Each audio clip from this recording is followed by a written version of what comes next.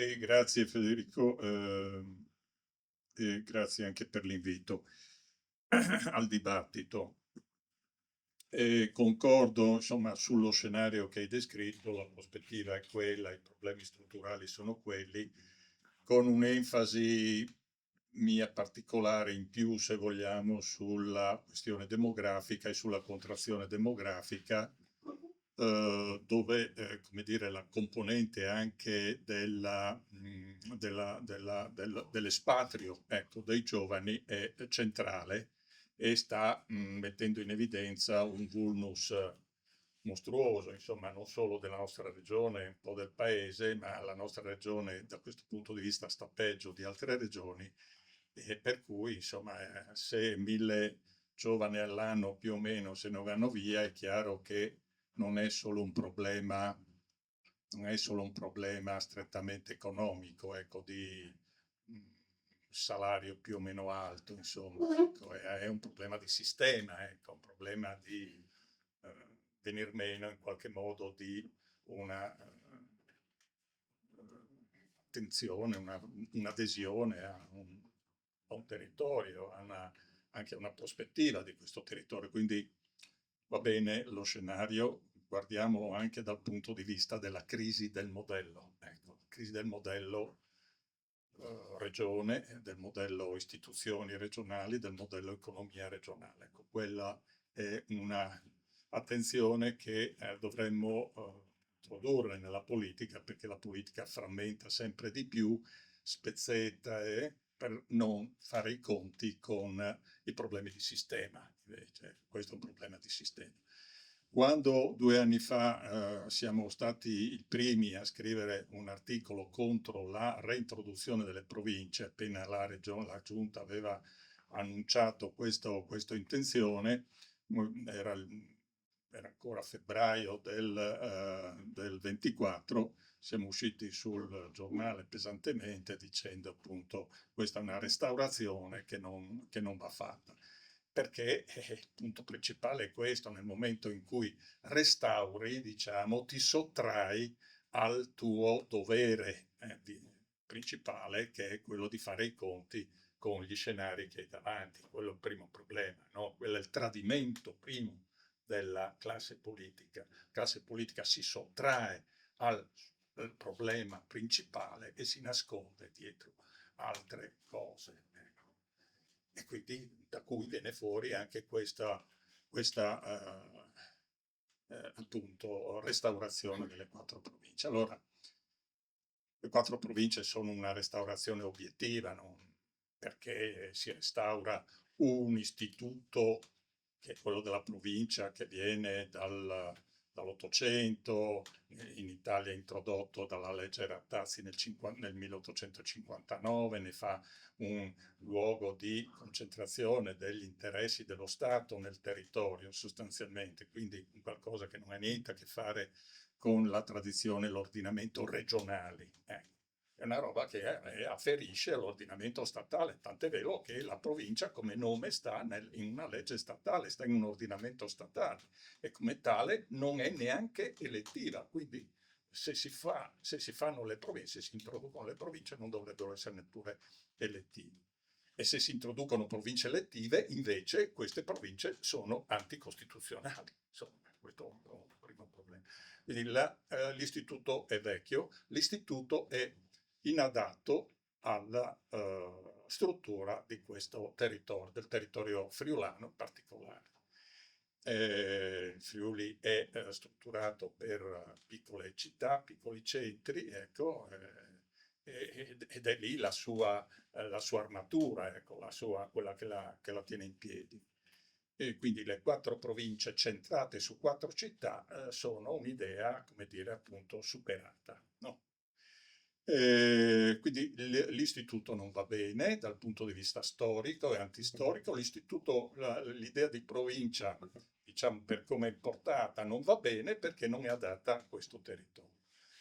E quindi si trattava di proporre qualcosa anche, no? Quindi come associazione ci siamo messi a lavorare su una proposta che non fosse, come dire, troppo, cioè, come dire, cioè, una proposta che fosse equa, che fosse sostenibile, che fosse federalista come, diciamo, principio di rapporto con i territori e con gli enti. E quindi la proposta che ci è parsa più naturale era quella che, come dire, guardava anche a esperienze centroeuropee eh, che sono riuscite, esistono da decenni e reggono la prova anche con i cambiamenti storici avvenuti negli ultimi decenni. E quindi la proposta era quella di guardare al modello centroeuropeo, in particolare eh, tedesco, austriaco, svizzero e penetrato anche in Italia attraverso le province di Trento e di Bolzano. Quindi, eh, ma prima di entrare nel merito della proposta in sé, devo dire che noi avevamo davanti due modelli generali, ecco, che sono nel dibattito di questa regione, sono anche nei fallimenti delle precedenti tentativi di riforma degli enti territoriali. E cioè da una parte guardare ai comuni, ecco, e alle loro difficoltà obiettive, dall'altra guardare alla, diciamo pure, a scomporre, ecco, sgonfiare, ecco, un impianto regionale diventato troppo elefantiaco. Questi erano i due modelli. Abbiamo scelto quest'ultimo modello, non perché ignoriamo o trascuriamo i problemi dei comuni, ma perché pensiamo che ai problemi dei comuni si possa dare risposta anche con altri strumenti, cioè ci sono strumenti già esistenti con cui si possono fare delle cose importanti. Ma tornare alla logica delle UTI sostanzialmente, cioè di gruppi di comuni, di raggruppamenti di comuni, ecco, ci sembrava anacronistico alla pari di altre idee troppo centralistiche. Quindi la scelta è stata quella di andare verso una critica radicale del sistema regionale. Bene, detto questo, allora in cosa consiste la proposta? Consiste innanzitutto nel vedere come dire, l'armatura appunto dei 20 centri medio-piccoli ecco, della regione, i vari Cervignano, Palmanova, San Giorgio, Maniago, Spilimbergo, Cormons, eccetera, eccetera, vederli come la rete che sostiene il policentrismo regionale. Quindi il policentrismo regionale non si regge sulle quattro città. Perché le quattro città, uno, devono fare un altro mestiere, non hanno il problema di dover mediare le loro strategie con i territori, anzi questo può essere anche negativo per loro, hanno il problema di guardarsi in faccia tra di loro e di guardare anche a un livello più alto, di guardare anche fuori e di misurarsi anche con altre realtà. Quindi le città facciano le città e non facciano la zavorra dei territori sostanzialmente, o comunque non rappresentino quell'egemonismo ecco, urbano che poi va a limitare la capacità dei territori di esprimere proprie strategie. Quindi le città vanno scorporate dalle aree vaste, secondo il modello tedesco, no? Le Landkreise appunto sono dei circondari, noi li chiameremo delle aree vaste, dove le città sono, per conto loro, sono autonome. Non ci sono le città che guidano, come da noi c'è la provincia di Udine, la provincia di Trieste, la provincia di Lorenzo. Le città stanno per conto loro. I circondari tedeschi e le aree vaste italiane dovrebbero invece basarsi su questa rete di 20 centri e quindi far crescere questa rete, dandogli responsabilità e dandogli ruolo. Guardo l'amministratore, il vice sindaco di Codropio, perché Codropio dovrebbe essere un'avanguardia di questa logica, ecco, di questa proposta. Quindi, come dire, cioè, cercate di capire anche che vi si offre un'opportunità, insomma, no? Per emergere come in passato non era. Questo è il primo punto. Secondo punto, tutti i territori hanno diritto di essere rappresentati, non ci sono territori che non sono rappresentati, altri che sono super rappresentati addirittura. Quindi la montagna deve essere rappresentata, deve avere è un ente, è, come dire, naturalmente ente di area vasta, diciamo soggetto di area vasta, comunque deve avere un ente di area vasta. Forse questo dovrebbe essere addirittura il primo punto, ecco, tutti i territori, il primo principio, tutti i territori hanno diritto di essere rappresentati e la montagna deve essere rappresentata. È fallito il referendum del 24, del 2004, è fallito, ma è fallito perché è stato fatto fallire, è stato condotto male, non si parte mettendo, come dire, l'egemonia di uno o dell'altro, di un centro piuttosto dell'altro, tra Gemona, Tarvisio e Tolmezzo, chi deve guidare. Non è lì il problema è la rappresentatività dicevo appunto, non c'è molto altro da fare, secondo me. Quando abbiamo l'area vasta della montagna, eh, le quattro città autonome, a cui aggiungerei Monfalcone, che non ha niente da dividere col suo territorio, per ragioni strutturali, per ragioni come dire, ha una separazione naturale, ecco, dal suo territorio per i problemi che sappiamo.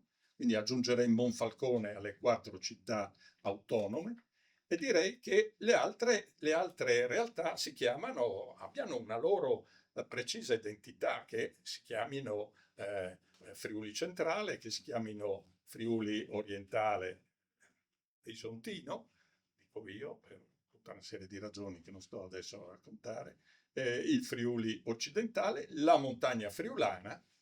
A questo punto abbiamo quattro aree vaste friulane che possono anche identificare una federazione Friuli, insomma, no? E quindi c'è un progetto anche federativo sul Friuli, di un Friuli che nasce appunto in maniera federata, diciamo, e non per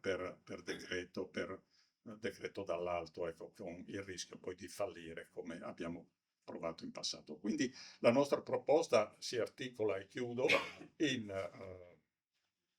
cinque aree vaste, che sono appunto quelle che ho detto più il Carso triestino, in 5 città autonome, scusate, 5 aree vaste che comprendono anche la montagna friulana, appunto, le 5 città autonome. Di fatto non ci sono nuovi enti se non la montagna e il Carso triestino, perché le città autonome sono già rappresentate dai propri comuni, semmai sono comuni che vanno potenziati dal punto di vista, diventano, come dire, città autonome potenziate, quindi hanno gli stessi diritti delle aree vaste, gli stessi vantaggi delle aree vaste.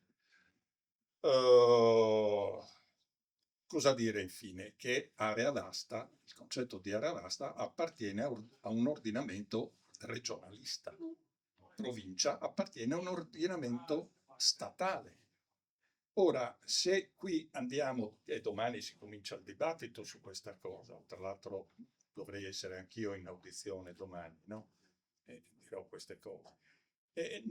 Cioè, è assurdo che una regione autonoma, voglio dire, sposi un ordinamento statale, l'ente di un ordinamento statale, la provincia, per riordinare il suo territorio e rinunci, come dire, alla novità importante costituita dalla modifica dello statuto regionale che introduce invece l'ente di area vasta, che è, per ragioni storiche non antiche come quelle della provincia, ma importanti, è un istituto della cultura regionalista, della cultura territoriale, non c'entra niente con.